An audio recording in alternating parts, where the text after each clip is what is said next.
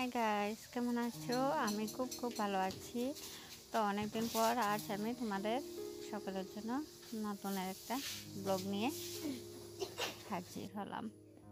তো আজকে আমি বিছানাটা একটু গুছাবো, তারপর আমার পাখাটা পরিষ্কার করব। এখন তো অল্প অল্প ঠান্ডা পড়েছে, তো মাঝে মধ্যে তোমাদের জন্য এভাবে ব্লগ নিয়ে আমি আসবো, ছোটোখাটো ব্লগ।